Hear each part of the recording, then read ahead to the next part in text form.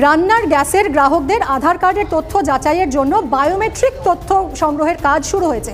আর সেটা করতে গিয়ে দেখা যাচ্ছে যে চরম নাজেহাল হচ্ছেন গ্রাহকরা এবং সমস্যায় পড়ছেন ডিলাররাও। কারণ গোটা বিষয়টা জুড়েই একটা ধোঁয়াশা। কবে পর্যন্ত, কবে শেষ তারিখ এই বায়োমেট্রিক লিঙ্কের জন্য তা জানেন না গ্রাহকরা। কী কী ডকুমেন্ট তাদের নিয়ে যেতে হবে তাও তারা জানেন না। যদি তারা বায়োমেট্রিক লিঙ্ক না করান সেক্ষেত্রে কী কী সমস্যার মুখে তাদের পড়তে হতে পারে।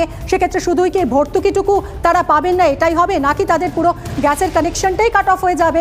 অনেক অনেক প্রশ্ন যার উত্তর খুঁজে পাচ্ছেন না তারা। ফলে দেখা যাচ্ছে একেবারে শীতের রাতে রাত 4:30 থেকে বয়স্ক মানুষ তারা পর্যন্ত গিয়ে লাইনে দাঁড়াচ্ছেন, কারণ তারা ভয় পাচ্ছেন যদি লিঙ্ক করতে না পারেন সময়ের মধ্যে, যদি তাদের রান্নার গ্যাসের কানেকশন কেটে যায়, রান্নাঘরে তো তালা পড়ে যাবে, রান্না করবেন কি দিয়ে। এইরকম একটা আতঙ্ক এই মুহূর্তে গ্রাস করছে সাধারণ মানুষকে। জেলার ছবিটা ঠিক কি দীপঙ্কর আমাদেরকে দেখাবেন। দীপঙ্কর, তুমি যেখানে রয়েছে এই মুহূর্তে বারাসাতে, ঠিক কি ছবি ধরা পড়ছে সেখানে? কি বলছেন সাধারণ মানুষ, কি বলছেন ডিলাররা? দেখো, যে কথা তুমি শুরুতে বললে যে কাঠকয়লার যুগ অনেক দিন আগেই শেষ হয়ে গেছে, গ্যাসে রান্না করা এখন মানুষের অভ্যাস হয়ে গেছে। এবং এক্ষেত্রে দেখা যাচ্ছে যে গ্যাসের বায়োমেট্রিকের জন্য প্রচুর মানুষ আসছেন। তার কারণ যে নির্দেশিকা বলা হচ্ছে যে ডিসেম্বর মাসের মধ্যে সকলের বায়োমেট্রিক কমপ্লিট করতে হবে। এবার এই ডিসেম্বর মাসের মধ্যে তো অল্প সময়ের মধ্যে সমস্ত গ্রাহকের যদি বায়োমেট্রিক করতে হয়, তার যে পরিকাঠামো করা দরকার সেগুলো ডিলাররা করে উঠতে পারছেন না। আমরা সকাল থেকে যে সমস্ত গ্যাস অফিসগুলোতে ঘুরলাম তাতে দেখা গেল যে বেশিরভাগ ক্ষেত্রে কেউ রাত্রি 2টো, কেউ 4টে, কেউ 6টা এরকম সময় থেকে লাইন দিয়েছেন এবং 12টা, 1টা, 2টো পর্যন্ত তারা দাঁড়িয়ে রয়েছেন। কেউ কুপন পেয়েছেন, কেউ পাননি, কাউকে বলা হচ্ছে আবার পরের দিন আসুন। তার কারণ একটা কম্পিউটারে একজন কর্মী সকাল থেকে কাজ করছেন, তার পক্ষে টোটা যা মানুষের চাহিদা আছে সেটা কমপ্লিট করা সম্ভব না। পাশাপাশি রয়েছে লিঙ্কের ফেলিওর, অর্থাৎ লিঙ্ক যদি ফেলিওর হয়ে যায় তাহলে আরও দীর্ঘ সময়ের অপেক্ষা।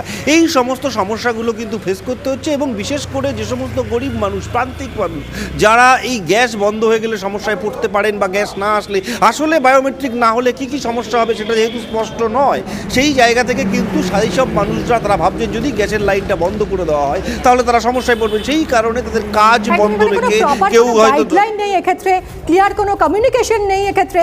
ফলে সাধারণ মানুষ তারা তো সমস্যায় পড়ছেন, তারা অনেকগুলো ক্ষেত্রে বুঝতে পারছেন না। যদিও উদ্যোগটা অবশ্যই সাধু, তা নিয়ে কোনো প্রশ্ন নেই, কিন্তু যেভাবে বাস্তবায়ন করা হচ্ছে সেখানে কিন্তু অনেকগুলো ফাঁক থেকে যাচ্ছে, তাই না রাজা? অবশ্যই তাই। দেখুন, এটা যদি জেলার সমস্যা হয়ে থাকে, জেলায় যদি সাধারণ মানুষ, বিশেষ করে যারা বয়স্ক মানুষ, মহিলা, তারা যদি এটা নিয়ে বিপদ তাদের বেড়ে যায়, তাহলে একই রকমভাবে কলকাতাতেও তার একই প্রভাব পড়বে। তার কারণ সাধারণত যারা বাড়িতে থাকেন তারাই এই কানেকশনগুলো করতে জানেন। রিটায়ার্ড পারসনস যারা, তাদেরকেই হয়তো বাড়ি থেকে বলা হয় অনেক সময় যে বাবা তুমি গিয়ে একটু এটা দেখো, হ্যান্ডেল করো বিষয়টা। আমরা এইটা নিয়ে কলকাতায় কী ধরনের সমস্যা, আগে কথা বলবো আমাদের প্রতিনিধি সোমার সঙ্গে। সোমা, কলকাতায় সমস্যাটা এক্স্যাক্টলি কেমন? আগামী 31শে ডিসেম্বরের মধ্যে শেষ করতে হবে গ্যাসের যে বায়োমেট্রিক, সেই বায়োমেট্রিকের কাজ।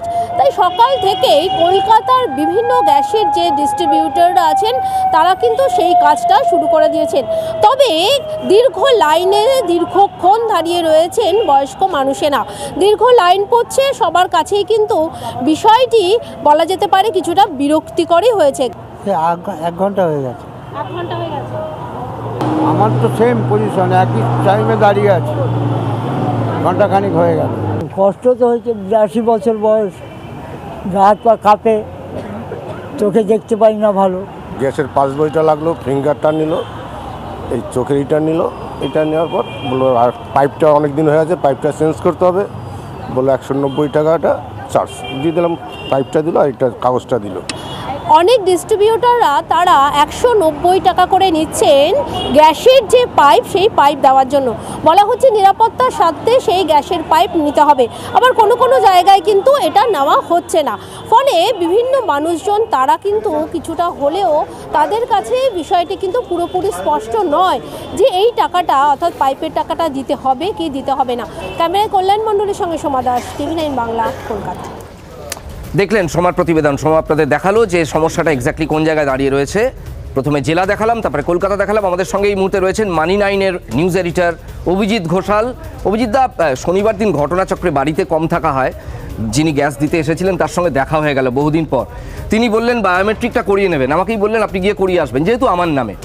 মানে আমি যদি না করাই তাহলে কি সমস্যা? আমি জিজ্ঞেস করলাম ভাই এটা কি ম্যান্ডেটরি? বললেন আজ না হোক কাল আপনাকে করাতেই হবে। এইটা যদি তুমি একটু বলো অভিজিৎ দা, যে কেন এটা করাতে হবে, এবং গভর্নমেন্টের পলিসি আমরা কেউ বিরোধিতা করতে পারি না, নিশ্চয়ই সেটা ভালোর জন্য সুনাগরিক হিসেবে, কিন্তু তার মধ্যে যদি একটু সরলীকৃত প্রসেস না হয়, হ্যাঁ, খুব কঠিন জটিল ব্যাপার হলে তো সাধারণ মানুষ ভুগবেন। না দেখো রাজা, সকাল থেকে এটা আলোচনা চলছে, ব্যাপারটা যে খুব একটা ভয়ঙ্কর জটিল তা কিন্তু নয়। সমস্যা যেটা সেটা হচ্ছে ব্যাপারটা নিয়ে একটা ধোঁয়াশা তৈরি হয়েছে, অর্থাৎ কোনো অফিসিয়াল কমিউনিকেশন নেই, কেউ ঠিক জানেন না যে কেন এই ব্যবস্থাটা হচ্ছে। এটা হচ্ছে 1 নম্বর। 2 নম্বর হচ্ছে যে কিভাবে এটা করতে হবে। 3 নম্বর কি কি ডকুমেন্ট নিয়ে যেতে হবে। 4 নম্বর কবের মধ্যে এটা করতে হবে। এবং সর্বোপরি 5 নম্বর যেটা, যে প্রশ্নটা সাধারণ মানুষের মধ্যে প্রায় আতঙ্ক সৃষ্টি করেছে, সেটা হচ্ছে আমি যদি একটা নির্দিষ্ট সময়ের মধ্যে এটা না করতে পারি তাহলে আমার কি গ্যাস ডেলিভারি বন্ধ হয়ে যাবে? তার মানে তো আজকের বাজারে গ্যাসের ডেলিভারি বন্ধ হয়ে যাওয়া মানে কিন্তু হেঁসেলে তালা পড়া। সহজ প্রশ্ন, আমি খাবো কি? তো রাজা, যেটা আলোচনা করছিলাম আমরা, যে এটা একটা বিরাট একটা কর্মকাণ্ড। তোমাকে আমি বলি, ভারতবর্ষে 31,50,00,000 প্রায় গ্যাস কানেকশন, এবং প্রায় সবগুলোই, এর মধ্যে একটা বিরাট অংশ হচ্ছে যারা ভর্তুকি নিয়ে থাকেন, অর্থাৎ এই সংখ্যাটা মার্কিন যুক্তরাষ্ট্রের টোটাল জনসংখ্যার কাছাকাছি প্রায়।